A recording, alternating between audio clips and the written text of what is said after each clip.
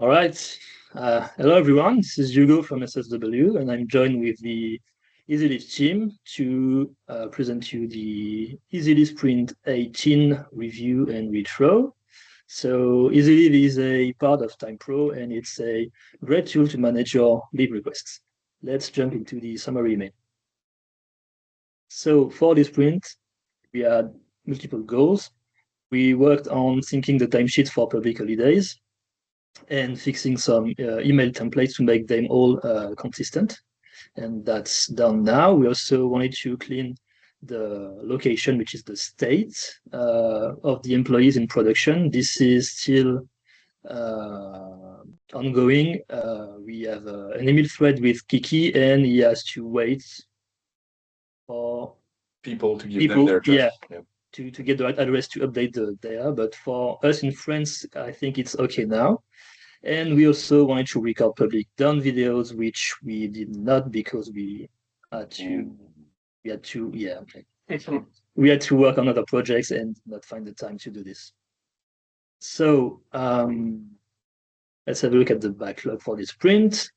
We managed to do some cool stuff, especially syncing the timesheets for public holidays. Do you want to say a few words about this, Jim? Yes, sure. So right now, when we are syncing public holidays in leave group settings, we are automatically creating timesheets related to the leave and the public holidays.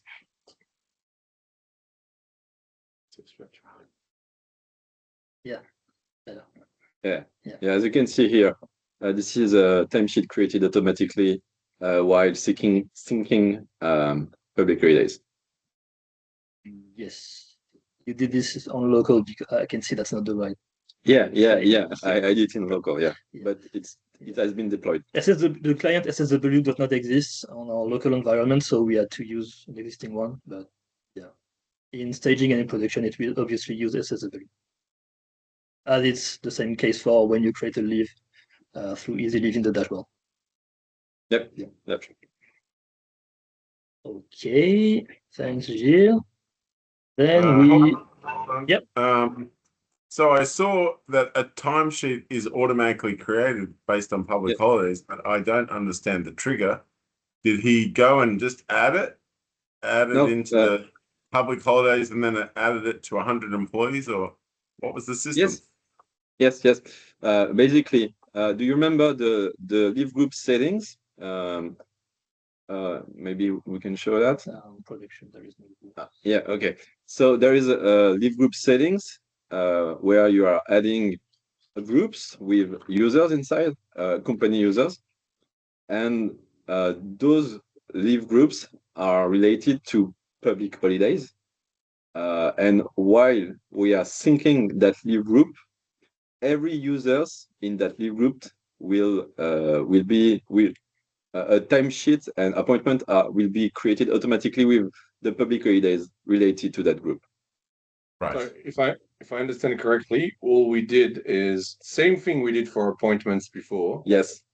Looking at public holidays. Kind of. Yes. And now it's doing the same for timesheets. Kind of. Yes. Because we only send one appointment, but one appointment with all the users. But for the public holidays, we are creating a timesheet. With the timesheet, we are creating each timesheet for each user in the group. Gotcha. There's a many to many. Yeah. Okay. Cool. Does it make sense, Adam? Yes, but obviously it would be much better if you demoed it. But by the way, just on this screen, which I mentioned before, see the date?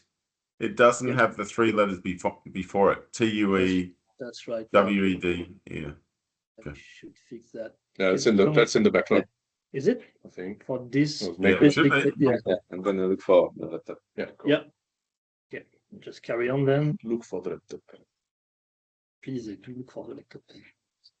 Then we worked on including lunch breaks when calculating the leave length. So for this, we added a setting in the EasyLeave settings. So what is this first?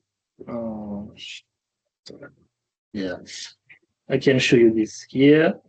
We added these new settings in the EasyLeave settings to say when the lunch break starts and end, which then it's used when we calculate the length of leave. So if you take a leave from the morning to the afternoon, to check if there is a lunch break in the middle and deduct the hours. So in that case, I took a leave from 10 a.m. to 6 p.m. So that's 7 hours because there is a 1 hour lunch break in the middle. Okay. Now- And is there any way of hovering and seeing how you're doing that calculation? Any ways of what? Sorry. Hovering so that you can see how that, like you look at the hours there and then you see 7, you go, that's weird, the length. Oh, We could include that. Yeah. Just so you know, by the way, on this very topic, some of the stakeholders disagree on the way to manage it, which is probably the last big pain we've got. And so this is probably going to change with a potential user override of the settings and say, yeah, but I wanted to take, to work during lunch break or whatever, which will trigger a warning in the reporting for the accountants so they can, look into it manually if a user decided to override default settings. As for displaying the calculation, we might be able to do something about it. I mean, everything is always possible. Yeah, we could. Yeah. It's like how much of a business importance do you give that, Adam? Seeing the calculation? Not very much, tiny. Yeah. But I just think people will sometimes be confused. Why is that 7? I would expect that you would hover over it and it would just say less 1 hour, or hover over it, say less half an hour. Yeah. Oh, you just want to see. Okay, I see what you mean. Okay, you don't want the full calculation saying, you started this and then you ended this. Therefore, no. Just that piece of information why the length is different than a normal person would expect. Yeah, that's very easy because that's an info we record on the. No, we don't store it, but we could. Discard what I'm saying. Yeah. I'm not technical enough. Yeah, but that's doable. Yeah. Yep. Cool. Yeah. I didn't get the big. Just Yes. Let's carry on with the next one, which is us working to make all templates consistent between emails and appointments. So, Chloe, if you want to say a few words about this. Yes. So we have updated all the email templates and also the appointment notes. So here you can see I put some screenshots in the PBI. Now all the emails we receive from EasyLeave will have the leave descriptions, details, and they should also have the same format of subject. And also the footer as well. So that's it. Yeah, it was great. So I'll just give you a little bit of feedback on this. This would be much better to ping a few people this, like you could ping it to me or Brady or different people and say, hey, this has been tested. I've just sent it to you. Let me know if there's any problems. And then let's just say Brady responds. Yeah, he gives you a thumbs up. Then when you're showing this, you can say, look, this is what I've done. Obviously, we're happy with it in France. And I got a thumbs up from Brady. As soon as I saw that, I wouldn't keep looking. But yeah, but it's very good. Now, when just pause and go back. If it's 9 a.m. and 5 p.m., I'm not certain you need the 0, 9, and the 00. I think it's simpler to read when it's 9 a.m. to 5 p.m. or whatever it is. Yeah. Now, in this case, it's 2:30, but I just certainly don't think you need the zeros before the number. It's extra noise. Yeah. Okay. Yeah. The argument is to make the display consistent across the board, not only in the emails but also on grids. And on grids, we need a consistent number of digits because otherwise it's misaligned. Yeah. So. Yeah, and the word details, I would change the details to be period. And see the 5.5, I would bold that. I think that's the guts of what people are checking. So you want to bold the time that I get? Yep. And what's the other thing about details? to period, and I would bold the 5.5 hours. Hold on, what is period? Is that a dot? Period. See the word details? The periods. I guess. No, I'm confused. Say that again. I'm confused. See the word details? Change Yeah. that word details to period and bold the Oh. 5.5. So period. Okay. I thought you wanted to say details. Period, as in Yeah. punctuation. Period. Doesn't make sense. Okay. Gotcha. Period, as in time span, right? Yeah. As Yes. in. Yeah. Okay. Yeah. Happy with that. Good. And just at the very bottom, is that consistent? The less than this and the less than automated, is it both one space? Where is it? The space between the. It probably is. In what? The space here, I guess. Je sais plus comment ça s'appelle en anglais, ça. Tu vois. The brackets. The brackets. Bracket. Oh. So I'm not sure. Not sure. And see And the where it space says before, after the brackets? automated emails sent by, change that to be powered by SSW TimePro and then space EasyLeave, and you can link to EasyLeave. What does that link to?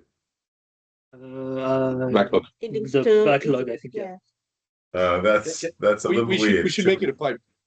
We should make it SW TimePro pipe EasyLeave, Yeah. because EasyLeave is Yeah. part of TimePro. Yes, yeah, but it definitely should be linking to the pro page, not to the backlog. You can link the word EasyLeave to the backlog, I guess, but not SSW TimePro. Yeah, that's a good point. What if it's for an external user and it'll land on the backlog? That doesn't make sense. Yeah, good point. Also, just FYI on those email templates, and there's a PBI non-MVP for later down the track to not have those templates within TimePro, but have them editable, or because right now they're sort of hard coded. It's not great. It's consistent with the rest of TimePro, but it's not great. So just FYI. Yeah, move on. Yep. That's pretty much it for what we achieved this sprint. We have a bunch of stuff still ongoing that we will carry on into the next sprint.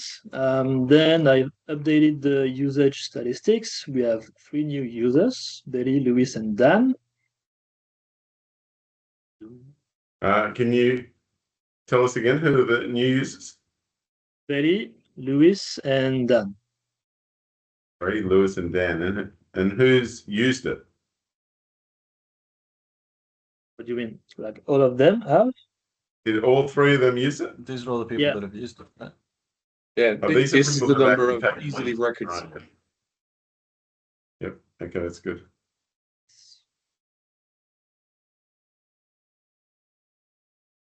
I'm half amazed, half scared about the fact that people now talk about EasyLeave and want to try it. It's great. It's awesome. It's also scary. It is.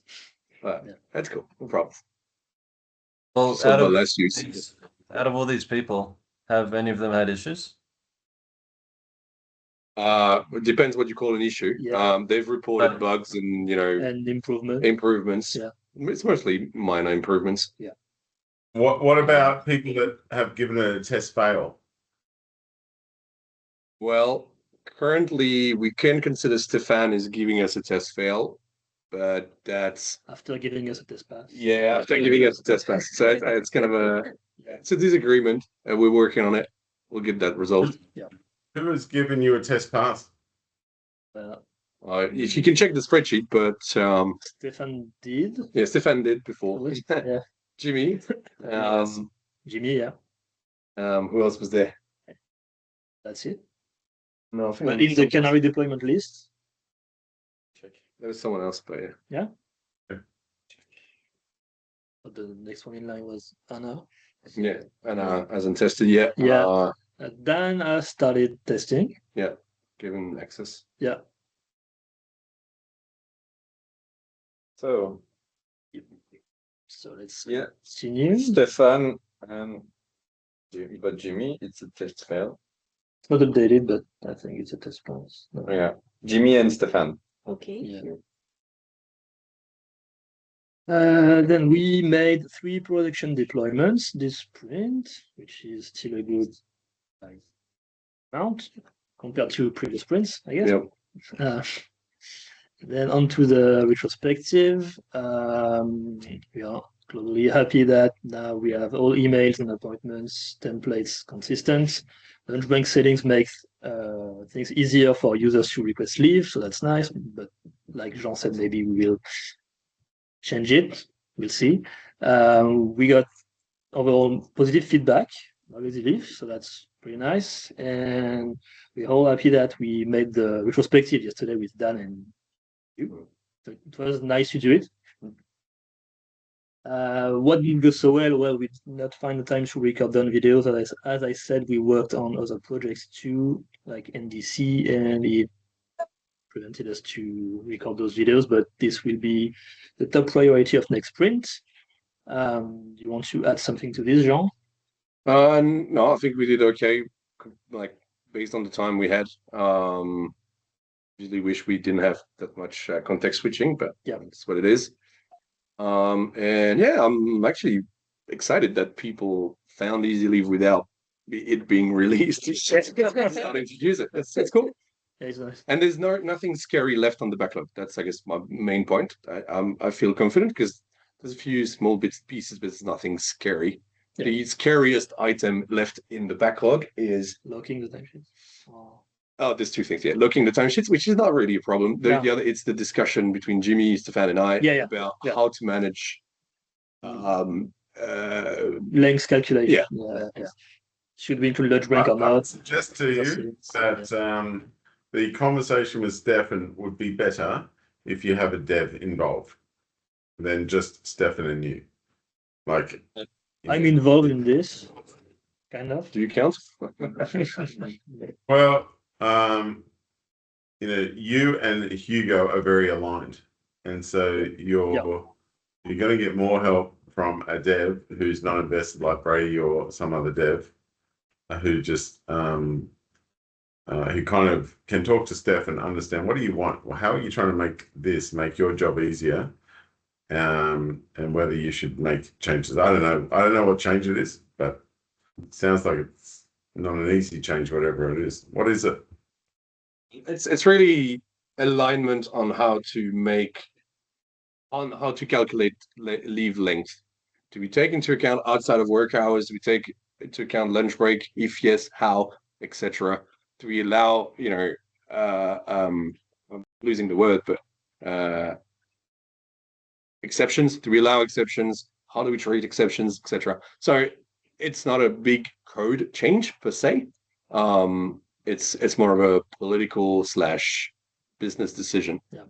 Which I just told you and changed the calculation based on leave, and what you did was reasonable, and that's what I'd expect him to do. I don't know what you mean by calculating leave based on lunch and things. Like, yes, you take lunch off, leave. Yeah, but look, we're on it. No stress. That's under control. No problem. Okay. Want to add something to the retro, Adam? No, I would just give a +1 on that. Retro you did with Daniel was amazing. Yeah, it was really nice to do it. Very nice. And nice to see Daniel again. Yeah. Yes. Okay, you can add something to the retro about me liking it. Yeah, I think the fact that Brady used it and is happy, and I think you always use it from now on, wouldn't you? Yeah, definitely. Yeah. You wouldn't go back to the old way? No. I used it without even really knowing it was there. I wasn't sure if I would find it, and it was there, and it just made sense and it worked perfect. The UX was easy. Like, I didn't have to think about it at all. It just worked. So I think the plan is I'm going to announce it at the brainstorming in front of the company. Yeah, Jean told me. Yeah, I think that's a good idea. You should do it. Yeah, and I think the best thing we can show there, as well as like a dumb video, is, I already put this in the chat, but the diff of the sugar learning before EasyLeave and after, because after will be like that. That's a good idea. Yeah, clearly. That's good. Okay, so that's it for the retro. Let's have a quick look at the planning. for next sprint. So yeah, the top priority for us will be to record those public done videos we talked about last sprint, and also work on locking the timesheets created by EasyLeave so that people can't edit or delete them without doing it via EasyLeave. It will be Who are you going? yeah. Right. Okay. I just think I've put two and two together. Like a timesheet, we let people edit them, although we probably shouldn't. Can you edit a timesheet? Yeah. Yeah, you can edit a timesheet whenever you want, which is actually not very good. No, you Because can't. you could. No, you no, can't? Once it's been invoiced, you can't. You're wrong. You have no idea what you're talking about. You can't edit a timesheet once it's synced with Zero because obviously it has implications for your invoices. Yeah. You can, if you know what you're doing and you say, yes, I want to unlock it, and yes, I want to edit it and resync it. So you can do manual changes, but they're treated as exceptions. And we want to do the same thing for obviously leave timesheets created through EasyLeave. Yeah. Yeah, okay. By the way, I wrote TimePro, but I wrote it before it had Zero and I didn't have any locking. Not that I'm very proud of that. But anyway. Well, Friends is not tied to Zero because we don't use Zero, so it's not tied to accounting. And bugs have created problems because of that. Because some timesheets have disappeared or changed because of bugs. Yeah, that's why. And then accounting has been completely out of whack. It's solved now, obviously. But Yeah. so I think I can thank the original developer for this. Yeah, he was very smart. Cool. Are we done? Yeah, I think we are done. So, as usual, the video will be available on YouTube on the TimePro channel that you can access by clicking on this button at the top right here. As Hugo and the guys from EasyLeave for this Sprint 18 review and retro signing off. See you in the next one, guys. Cheers. See you. Thank you. And recording terminated.